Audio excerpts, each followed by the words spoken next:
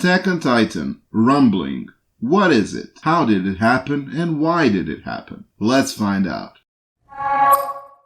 Many years ago, when the Great Titan War was drawing to a close, it was fought between the Eldian Empire and Marley. King Fritz got fed up with violence and atrocities committed by Titans as weapons of war. He retired on a distant island, Paradis, with most of Eldians. As he was the holder of the founding Titan at the time, Fritz constructs 3 enormous walls, Maria, Rose and Sheena, out of millions hardened colossal Titans. He tells the world that should they ever be attacked in their sanctuary, Paradis, he will activate the colossal Titans in the walls and send them to destroy the whole world. Fritz does all this in order to show some remorse for the atrocities committed by the Eldians, but this was an empty threat. Fritz actually did the opposite. He made the vow of renouncing war. This vow stipulates that the Titans will never be used as weapons of war. Fritz made this vow so powerful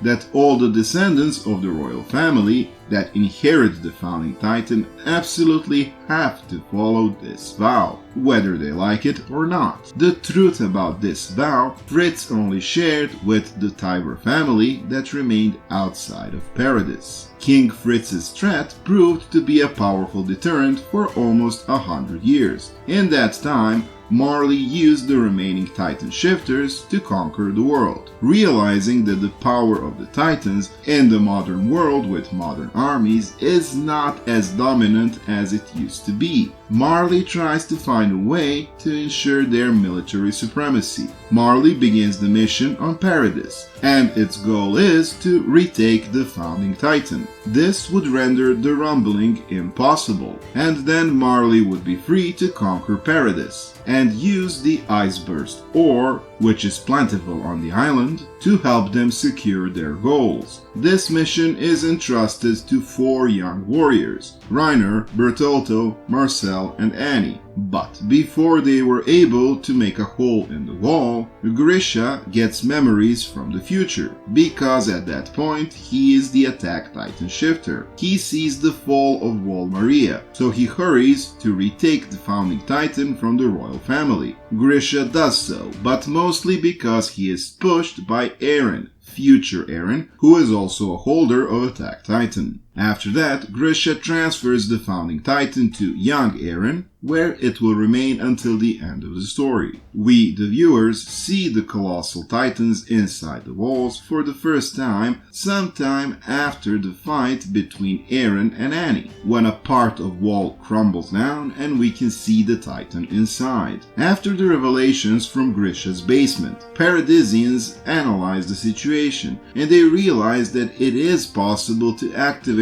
the power of the founding Titan, in spite of King Fritz's vow of renouncing war. Key moment that helped them understand this was when Eren activated the founding Titan for the first time. The only way to successfully activate the coordinate is to have the founding Titan shifter come into contact with a Titan of royal blood. In Eren's case, this was Dina Fritz, first wife of his father. During the ceremony, where the Scouting Corps got medals because of their accomplishments in Battle for Shiganshina, Eren touches the hand of Historia Rice. Memories, whether they be future or past, in the world of Attack on Titan are transferred by touch, and at this moment, Eren receives future memories of his Attack Titan. Eren can see the future. He can see that he started the rumbling, as well as the fact that he personally forced his father to murder the royal family, as well as many other memories,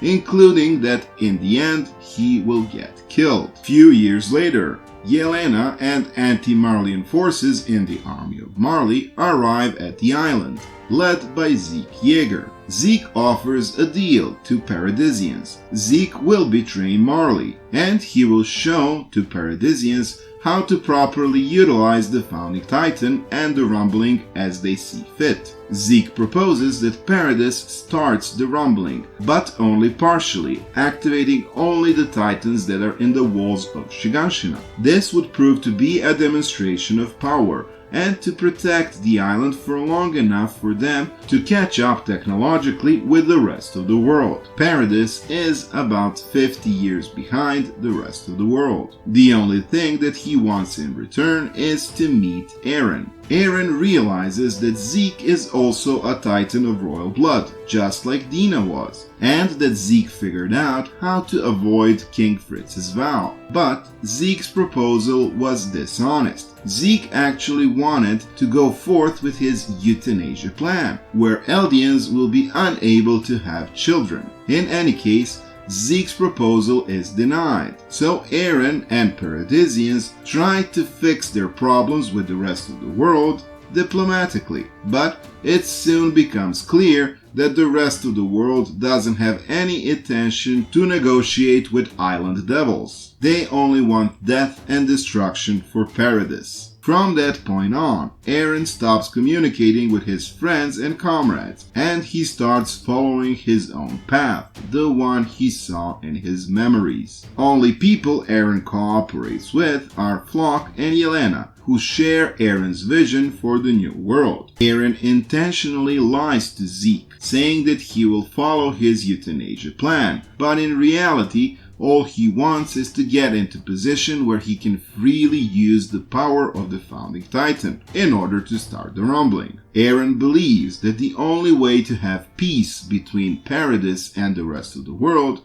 is for the rest of the world to stop existing. Following this train of thought, Eren starts the attack on Liberio without consulting his friends or comrades. In Liberio, Vili Tybur, head of the Tybur family, declares to the world the truth about the vow of King Fritz and the dangers that come from that little island filled with devils. He calls upon the entire world to join him in destroying the Paradis Island. Further development of the rumbling happens in the arc Revenge for Liberio, in which Army of Marley attacks Paradis in order to have revenge for Liberio. Somewhere around this point, the anime left off, so from this point on, there will be manga spoilers. You have been warned. After many battles and complications, Eren and Zeke finally manage to touch each other. For the rest of the world, time stops, and Eren and Zeke talk in the past. Eren reveals to Zeke that he will not follow his euthanasia plan,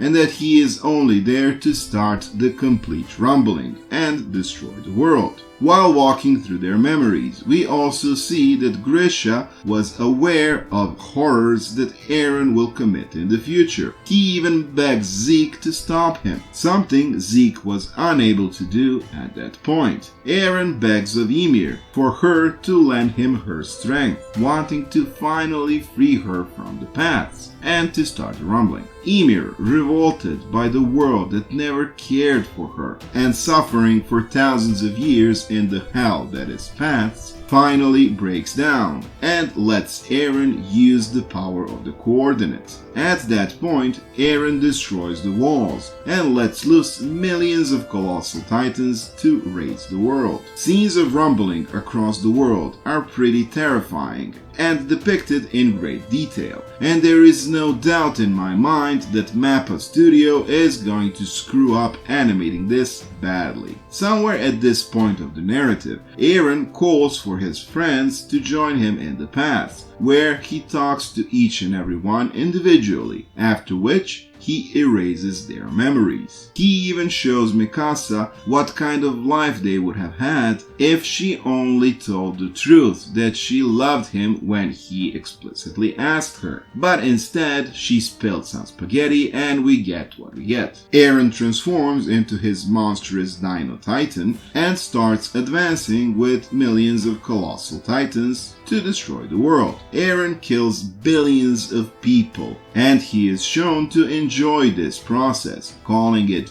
freedom. Meanwhile, warriors of Marley and what is left of the Scouting Corps join forces into an alliance, with the sole goal of stopping Eren. Using a plane from Hizuru, they reach Eren, somewhere near Fort Salta, and there the final battle between Eren and the Alliance begins, also known as Battle of Heaven and Earth. This fight is mostly fought on the back of Eren's Titan, where Eren summons former shifters and controls them to fight the Alliance. Reiner, Annie, Jean, Coney, Mikasa, Armin, and Levi, with the help of Falco and Gabi, wage an epic battle for the future of the world. At one point, Armin gets captured by one of Eren's shifters, a beast titan in the shape of a copy, an animal with a long tongue. When he gets captured, Armin meets Zeke in the paths, and there they discuss the rumbling and what can they do about it. Former Titan shifters join them in the paths: Grisha, Kruger, Marcel, Porco, Ymir, Bertolto, and Xavier. Together they decide to oppose Eren, and from that point on, they regain control of their titans in reality, fighting on Eren's back,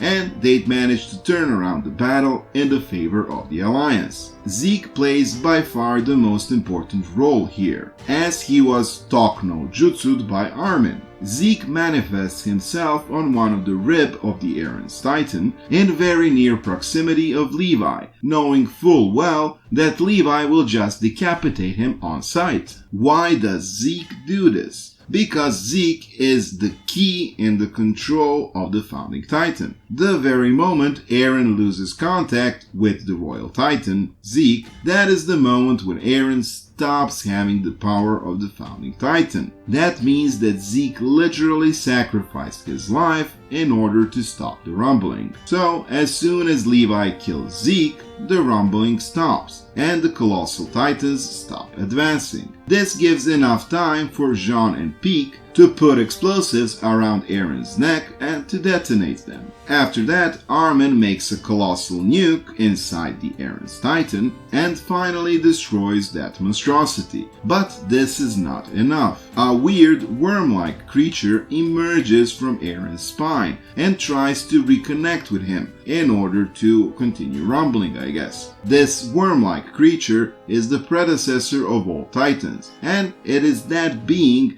that fused with Ymir so many thousands of years ago. Eren transforms into a colossal titan and starts fist fighting with Armin, while Levi and Mikasa buzz around. After a shorter battle, Levi makes an opening in the mouth of the Eren's colossal titan for Mikasa to get in. She does get inside his mouth and then quickly decapitates him, finally ridding the world from the curse of titans once and for all. After that, she kisses him for the first and last time, and then lets his head rest in peace. From the moment when Eren dies, the power of the Titans no longer exists, and all Colossal Titans disappear, as well the ability of shifters to shift. Luckily for the shifters, the curse of Ymir that stipulates that all shifters will die after 13 years also disappears. After this, we have a minor time skip, and we can see the Alliance as they go onto a diplomatic mission in Marley. During the rumbling, Eren murdered 80% of the world population. Why did Eren do this? Well, he thought that the only way to ensure peace between Eldia and the rest of the world is for the rest of the world to be destroyed. But he didn't even do this correctly. In the very last panels of the manga,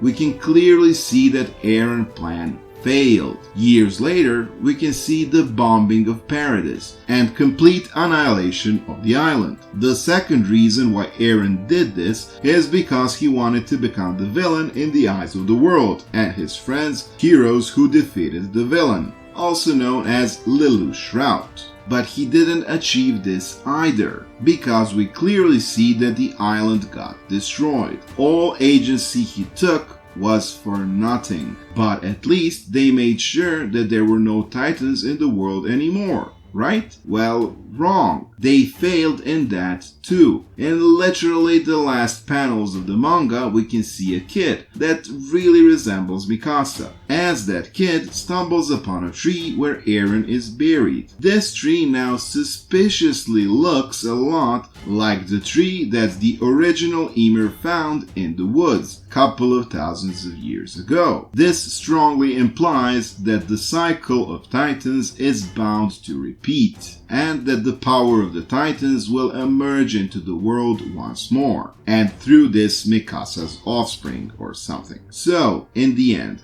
all the motivations that drove the story forward in the latter half of Attack on Titan were completely and utterly pointless. They never saved the island from destruction, they never destroyed the Titans and the Titan curse, but I guess this is how Hajime Isayama wanted it, and this is how the story ends. Rest in peace, Eren. You were too good for this world.